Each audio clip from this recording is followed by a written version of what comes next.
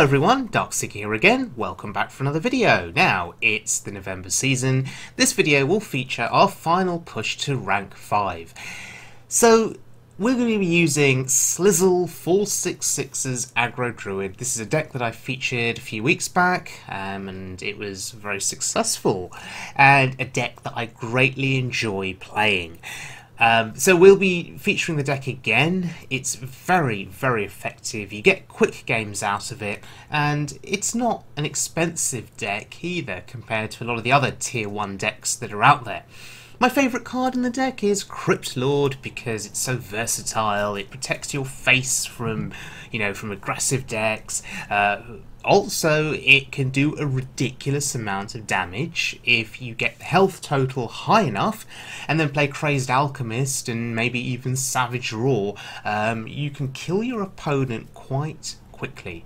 So my win rate with this deck across 2 seasons now has been very, very positive. 68%, as you can see there. 48 wins, 23 losses. Yes, I know, smallish sample size, not massive, but it's not too bad.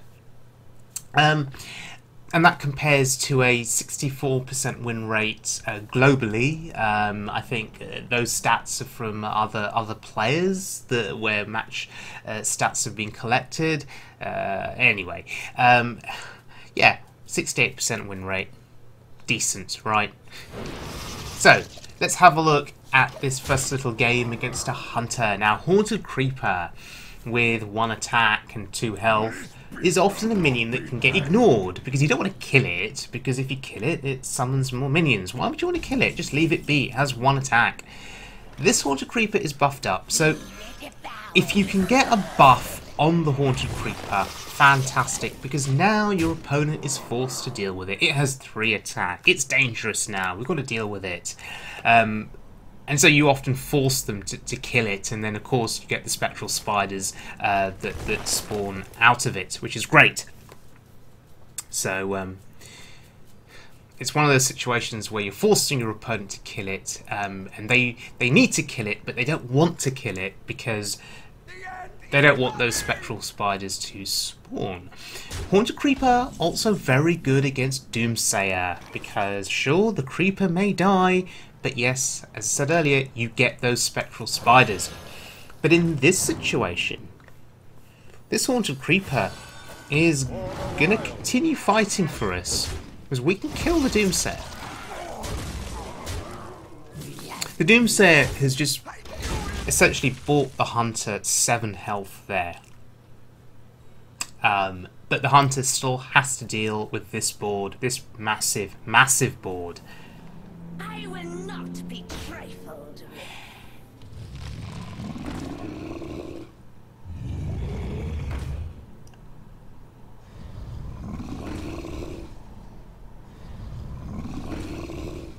Okay, I have no words. I have no words to describe this, except I'm not even going to count the damage. I'm just going to go face and hope that he's dead. Because if he's not, I'm dead. Oh, he is dead. So, beating Giant's Hunter there. My goodness, if that game had gone on another turn, we would have been dead. Wow. That's the power of Giant's Hunter for you. So balanced, right? Okay. Going up against a priest here. Now, the key against priest, I guess, is to kill them quickly before Reno comes down. And before they draw into AoE.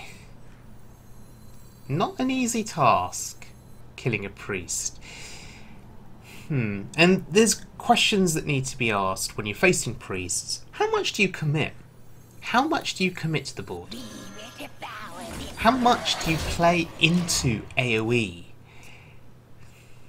I think with a deck like this, you have no choice. You have to commit, because you have to kill them quickly before they draw AoE. So you take a bit of a gamble. Radiant Elemental cannot be allowed to live. It's going to cheapen his spells. We need to get rid of it.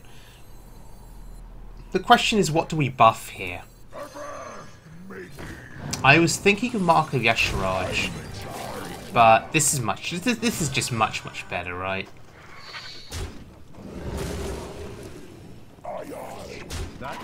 Now, when I played this deck, I think it was last season or the season before last, I can't remember. That version of me playing would have traded into the 1/1. I've grown a bit smarter, I think, and I'm thinking, push aggression. What's that 1/1 going to do, honestly? What's it really going to do? Push aggression and win the game. That's what I'm thinking now. You see, that part of me wants to hero power and kill it. But no, another part of me is now saying, go face. Just end the game. Feels good. Pushing aggression.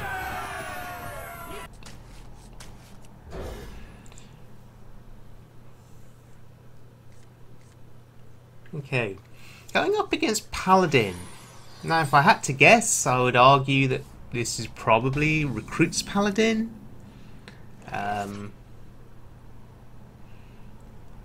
I'd argue that we're probably quite evenly matched. You know, we both specialise in putting tokens down on the board and buffing them up.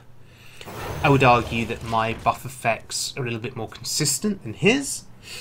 If it's Recruits Paladin, who knows what kind of a Paladin it is.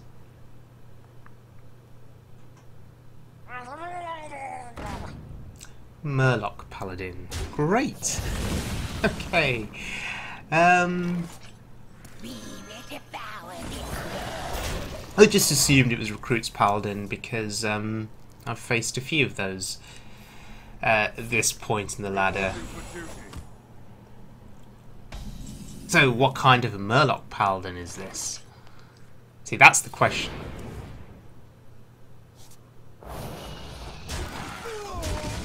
Is he just playing the optimal selection of Murlocs? You know, War Leader, Bluegill Warrior, Murkai. Or is he playing all of the Murlocs? Which dilutes as anything can happen a little bit, but... Okay, so... Eldor Peacekeeper would suggest this is a slower, more controlling style of Paladin with Murlocs. Now, you've seen me go all in there with some of my buff effects, just went a bit mental with those buff effects. I think what I'm trying to do here is clear as many cards out of my hand as possible, because I'm anticipating drawing Jeeves, and therefore I want to be in a position to play Jeeves and draw more cards. The scourge will devour all.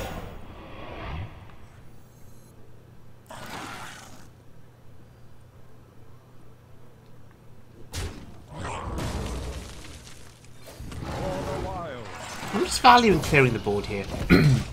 If he has equality, we don't want to leave tokens up on the board. He'll just end up killing one of our big minions, and we don't want that. Oh look, there it is, there's equality. Called it. And there's Consecration. Wow, he had the combo in like the top 10 cards of his deck. Wow. So there's Jeeves.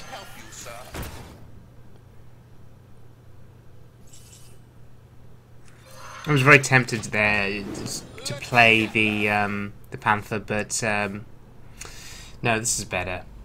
We need to save our buff effects.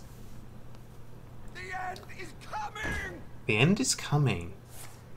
Reporting for duty. And this is one of the other reasons why we have Crazed Alchemist in the deck. I alluded to it doing damage earlier with Crypt Lord, reversing the Crypt Lord's attack and health. But here's the other reason you play it. It's a deal with Doomsayers. And Manatide totems, for that matter. Or any totem. Let me get that. Apart from Totem Golem, of course. But wait, Totem Golem, is it a totem? I don't know. So, if he plays his second copy of the combo, Equality Consec, we have Living Mana to refill the board. Spike Steed is very, very annoying we will have to throw an awful lot into that minion there just to take it down. Don't rush me. Do we do it? Don't rush me. Do we wait? If so, what are we waiting for? We're waiting for Savage Roar? I would feel better with it not being on the board. So, an awful lot of sacrificing here. An awful lot of sacrificing.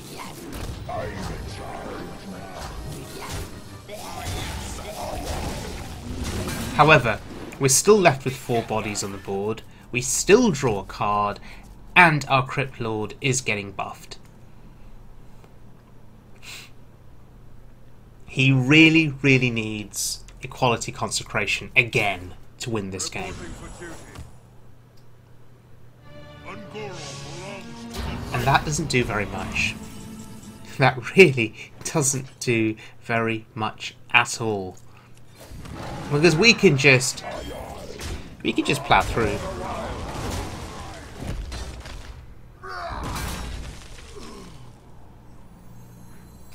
And this feels so broken.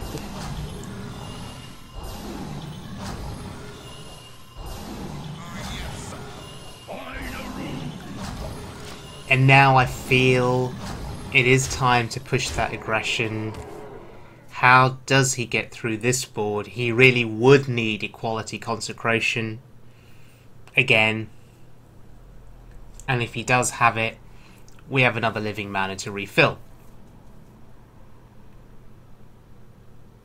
I have lost track of the Murlocs though, in terms of how many he's played. Because turn 10 and beyond, you do expect anything can happen. But yeah, is he just dead now? Is he just dead? I believe he is. Yes, that's it. Alright, so close to rank 5.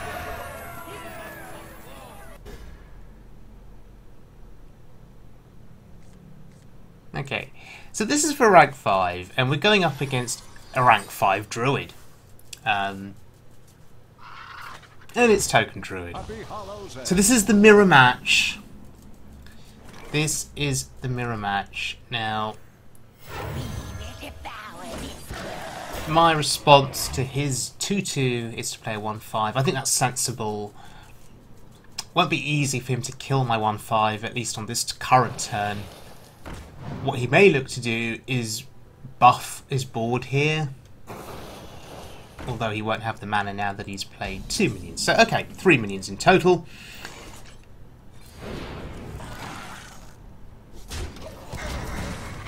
It's very important, I think, to trade there just to minimise the impact of upcoming buffs. Oh wow, and he concedes. Fascinating. Did he see no hope? Was his hand terrible? Or was he feeling generous about giving me a win? Oh well, I'll take it. A win is a win. Rank 5 is pretty decent. So anyway, Slizzle466's Aggro Druid. Now, these games were recorded a few days back at the start of the November season, and you know, with this deck, it's one of my fastest rankings up ever on the Wild Mode ladder, hitting rank 5 in the first couple of days, first few days of the November season. Just because this deck offers you very quick games, and you often know very quickly whether you are winning or losing. You can often tell by turn 5 or turn 6. Often you will have won the game by turn 5 or turn 6. Sometimes you get very unlucky with the deck. You'll draw an opening hand with Jeeves and Living Mana. Very unusual, but it does happen sometimes. Drawing Savage Roar too early in your hand is bad as well. But more often than not, you will get cheap things that you can play early, play out your hand, buff your board, and win the game. That's pretty much the strategy with this deck. It is not complicated. I think the key decision making required is how much you commit to a board. In this November season, I've used the mentality of going mental with my committal, just going crazy, committing as much as I can on turns because I want to end my games as quickly as possible.